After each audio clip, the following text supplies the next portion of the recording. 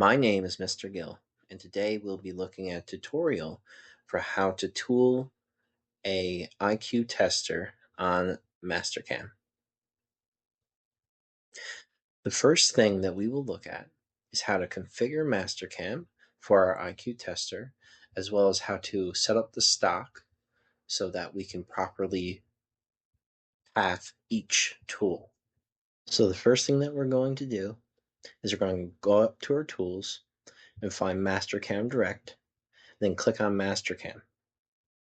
Now, in the event that you don't have Mastercam, go to your add-ons and scroll right on down until you find Mastercam Direct, and then make sure you have it checked and click OK. Once you go back up to your tools, then you should see Mastercam Direct, and you should be able to click on it. Make sure after you click on it that both boxes are checked off so that it'll properly import. And click OK.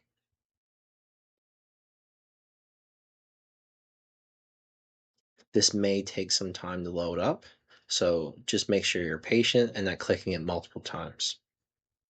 If you see something like this come up, just scroll to the bottom, click the checkbox and press continue, and then wait for the load up.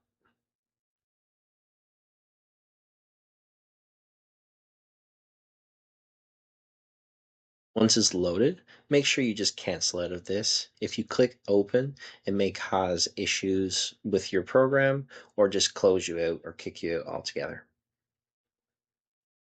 The next thing that we want to look at is we want to look at your units. If you're working with inches, you want to make sure it's in inches, and if it's not, then you have to change it. So for the point of demonstration here, we're just going to change it over to millimeters. You're going to change it there as well as down here so that it's in metric. And as you can see, there's a little warning box that basically says it's going to convert everything over. So click OK here as well. And then as you can see down in that right corner, everything's changed over the millimeters. Now, as I said before, we don't want to work in millimeters. So we're going to go right on back up to our file, go down to configuration, change this box here over to inches, and then go to this drop down menu and make sure that inches is selected as well. Click OK, and then click the OK button to finalize everything. And if you double check there now, it should all be in inches.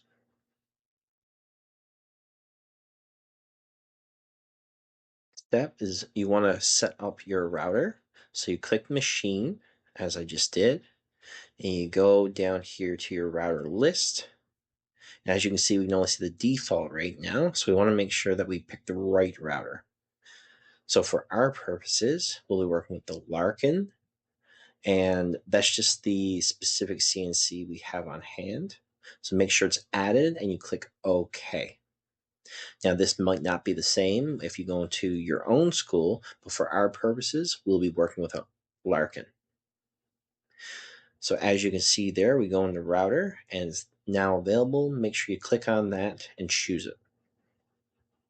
Once you have that chosen, you can delete machine group number 1, and then we can continue on to our stock setup.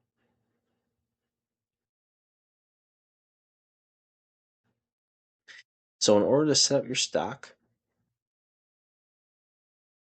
what you'll do is you'll create rectangular stock. Then you'll click in one corner and drag the box over to the other side and select all of that and selection, and see now that our Z coordinate is 0, which means that we set our origin correctly, which means we shouldn't have any issues when it comes to where our CNC starts. Now, in addition to this, we want to extend our stock a little bit past where our sketch is so that we can actually see how it gets cut out and that our tabs are in the proper place. First toolpath is called the drill toolpath. So what we'll do is we'll click on the drill, we'll click mask on arc, highlight one of our circles, and then make a box around those circles so that they all get included. Then what we'll do is we'll change the path that our drill will take in order to cut these circles, preferably to a zigzag as it's much more efficient. After we've clicked OK, now we have to confirm that our drill is grayed out. So if you look there to your right, our drill is a little bit grayer than the rest. Then we'll confirm our tool. Normally we like to go to our library here. We can actually find the tool that we're looking for, the 4-inch straight bit. Now, since we've already have that in our list, we won't add it again, and we'll just double check that it's actually highlighted. Next thing that we'll do is we'll go to our linking parameters, and here we go straight to our depth. Now, in order to do this, we need to make sure that we're putting in a negative number. We'll use 0.375, and we'll make it absolute.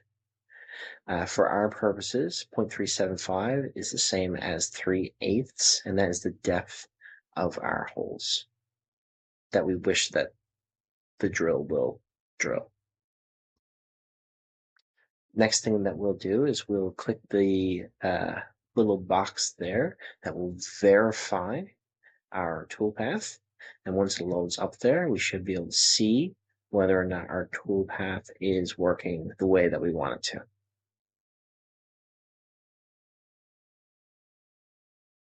As you can see from this video here, it seems like our toolpath is following the line that we had set and doesn't seem to be having any issues drilling the holes. For our next toolpath, we'll be using Pocket.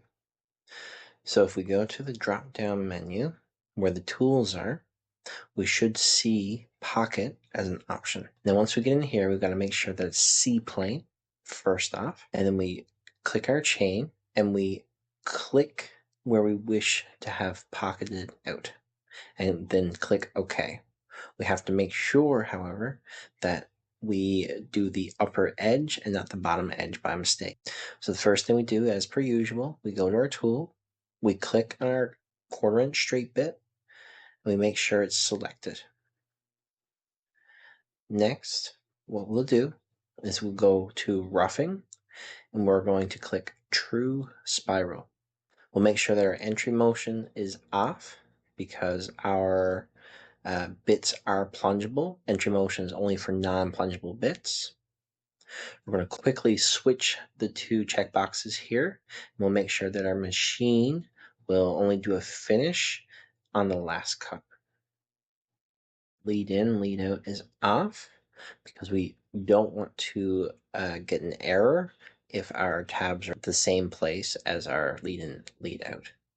Next, we'll turn on our depth cuts. Now, our maximum rough step is half the size of our bit, which is 1/4 inch. So therefore, our maximum rough step should be 1/8. Next, we'll go to our linking parameters and we'll change our depth here. We're supposed to be going to 1/2 inch, so we'll go -0.5, click absolute, and then we'll click OK.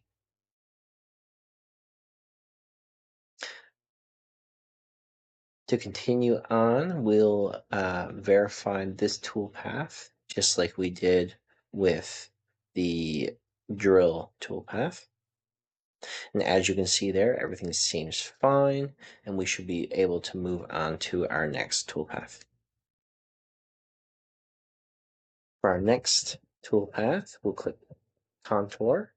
We'll again confirm C-plane, click chain, and then we'll click the outer edge of our sketch and click OK. This should be in a clockwise motion. Next, we go to our tool and we again click on our 1/4 inch straight bit and confirm. We then go to our depth cut, which is 0.125 because it's half of our bit size. We turn off lead in, lead out because it could give us issues with the tabs. And at this point, we actually turn on our tabs and we're going to change the tab thickness to 1/8. Check the vertical box rather than ramped, as ramped can sometimes mess up the CNC table as well as the bits. We're going to click position, put our tabs in a good spot that don't straddle the corner because that can cause us issues. Next, what we'll do is we'll click enter to bring us back, and we'll go to our linking parameters where we will determine our depth to be, we'll say negative 0.8 rather than negative 0.75 to make sure we get through our piece of stock. Finally, we'll verify all this as we've been doing to this point. And as you can see there now, we're cutting through our piece of stock that we purposely made a little larger so that we could actually see the tabs in the top left and bottom right corners there. Finally, we'll go ahead and we'll verify all three toolpaths at the same time. We'll do this by clicking on this arrow over here in the top left corner, and then we will go ahead and click our verify. So as you can see here, we're going to start going through each toolpath, and I'll gradually complete each one until the entire thing is completed. With tabs intact,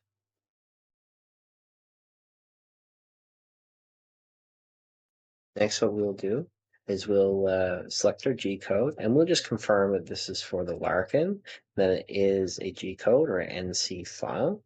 Go ahead and click OK. Now what we'll do is we'll find a place where we're going to save this file. For now, I'll use my SolidWorks, and I'll just give it a name that I recognized. So for this one, for instance, we'll call it IQ Tester. Now, once we've done this, we should see our G code come up. And at this point, what I would ask you all to do is to actually save your code again. And if you would like to actually change its name, this is a good time to do that. So I'll go with IQ Tester, Final, Save. At this point now, if you were going to use the CNC, you would make sure that you transfer your files onto a thumb drive and insert it into your CNC. I hope this tutorial was informative, and thank you for your time.